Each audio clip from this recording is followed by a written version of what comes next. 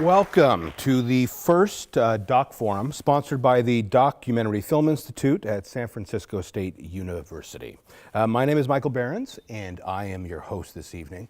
Tonight, our panel is discussing the role of politics and activism plays in art. So it should be a lively discussion, and we are looking forward to it.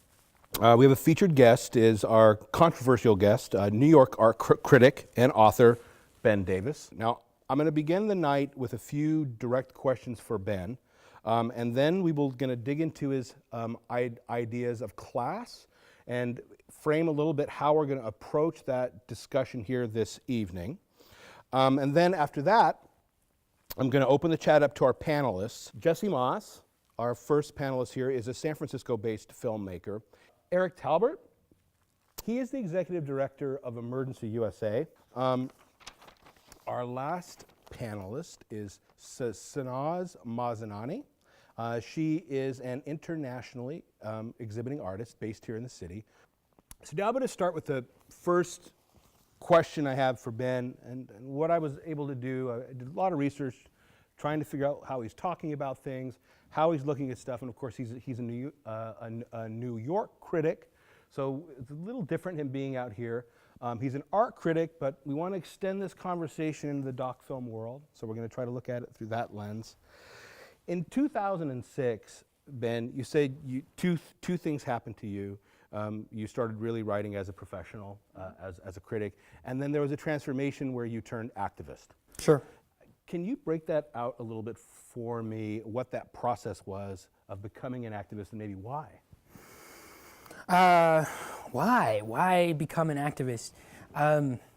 Well, I think, I moved to New York in 2004 to, looking for a job. I was trying to reboot my life and moved to New York to work on an art show at JFK Airport, a show that really collapsed in disaster. A sort of legendary disasters written about in all the papers.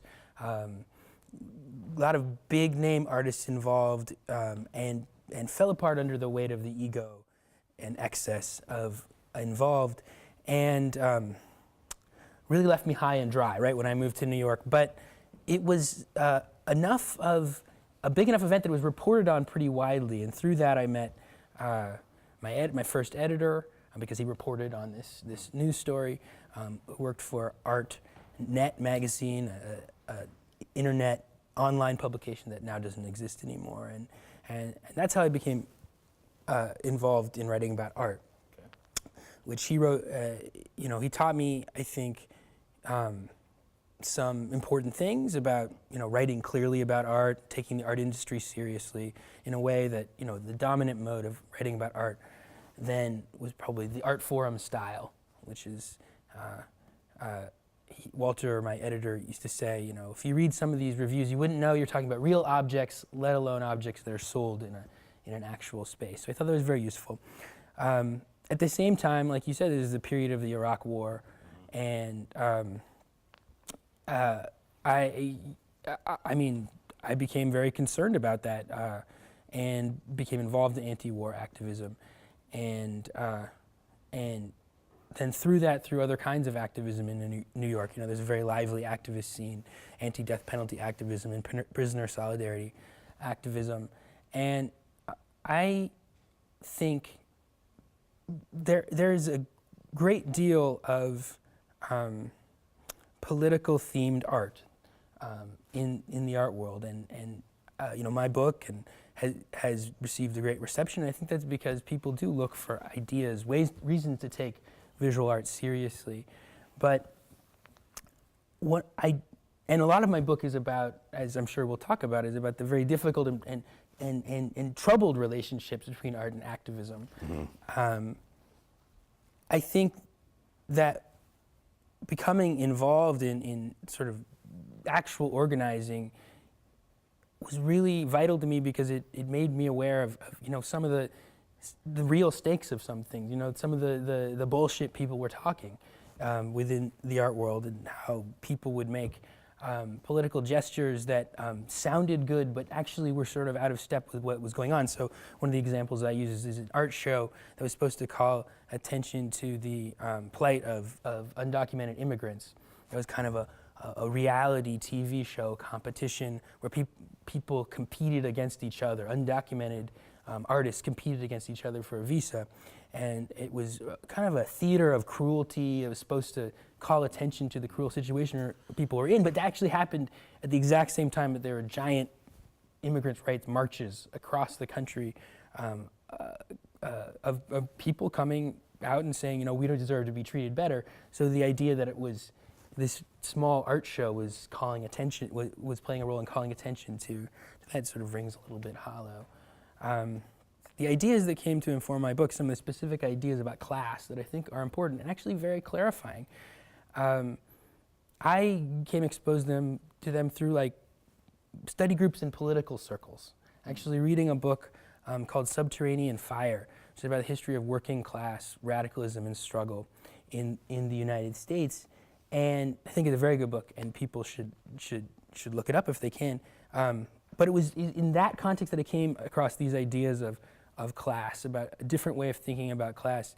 And so I think my book does, I hope it does present some of these ideas from art theory about contemporary art in a new light. And I think that's literally because these ideas actually come from outside the normal kind of battery of references people use. It literally comes from a new place. Let me give you this next question I have, because I'm trying to fish around a little bit to see, is it the activist becoming the activist because the activist wants to, or is it at the Times, sort of forcing you into it? Here's something that was written about you, August 21st, 2013 in the Village Voice. The Village Voice compares you to George Orwell, another writer working in a time of great upheaval. This is the way they're presenting this. George Orwell was a self-described writer of pamphlets. She goes on, this writer, to describe you as a professional shit stirrer. And I saw that, and it was very funny. About the other side of it, is this accurate? And what I'm trying to get at is, in this 2006, did that profoundly change the way you write? Did the activism turn you into the shit stirrer writer of pamphlets, or is this always been the case? Well, or is that accurate at all? I don't know if that's obviously a great. I take professional shit stirrer as a great compliment. I don't know about you, but I'm not. I think it's really probably more the times changing me than me. I'm a professional art critic. I'm not a professional shit stirrer. There's something interesting about art in that it's at once very connected, visual art specifically, the art world, the kind of art that I write about, is at once very connected to kind of the heights of luxury and decadence, but at the same time, for various reasons, it has a need for big ideas in order to justify, partly to justify the very extravagant prices people pay for it, but partly in order, just because historically it has a link with people thinking about different ways of representing the world. So what's interesting to me is that for the longest time, the art part, my art writing and my activist other life didn't intersect at all, actually, for probably until about 2010. And actually, I think I might even say that I was a little bit embarrassed about the activist part of my life. Being involved in like actual organizing puts some of the kind of pretensions of art in their place. So I think it made my writing better because it lets you see through some theoretical cliches. But it's not actually, I didn't have and don't have a mono focus on art and politics. But ultimately, around 2010, when I wrote the pamphlet that this book forms the centerpiece of this book, is 9.5 Theses on Art and Class. It's a reference to Martin Luther's 95 Theses, right, text that started the Reformation. Which you did post on a museum door. In a gallery. It's sort of a satirical gesture, but I did. Which museum? It is an art gallery. Well, what I was going to say is I think the Times, it's more like the political Times caught up with me, or that at a certain point I'd written a little bit about art and class, issues of class in the art world, and thought a lot about it because of the work I was doing off stage. But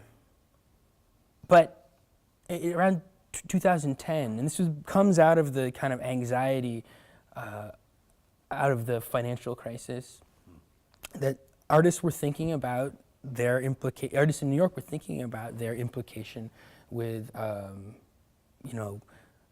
the term wasn't around yet, but the 1%, And there was an art show at the New Museum that was going to present the art collection of a very wealthy art collector named Dakishwanu, and it was going to be curated by Jeff Koons, who's a famous artist who also happened to be the best man at this guy's wedding. So there was, for some reason, there's nothing new about the idea of rich people being in their connection to the art world, but for some reason that just seemed like a bridge too far for a lot of people, and there was just a ton of angst and commentary about this, and even some small little bits of protest and activism around it, and some artists organized a counter show called Class at this small gallery in Chelsea. There's kind of a workshop or brainstorming session where people could come in and do different performances and talk about the issues of class within the art world. And at that point, I sort of felt like my bluff had been called, that I'd thought about this, I'd written some very self-righteous things about it, but now people were actually, now other people in my circle, in the creative world I was in, were suddenly talking about this, and that if I didn't, I sort of had a duty to engage with it. So I wrote this pamphlet over the course of a weekend, really, and did a little parody of myself as a political activist, handing out pamphlets at the opening, and taped it to the gallery door, and that text has never really been published, but went on to become kind of probably the most discussed thing I've ever written. It was translated into Spanish and Romanian, and I still get emails about it from people who just found it on the internet, people asking me to talk about it, or even to do artworks about it. So it touched a little bit of a nerve.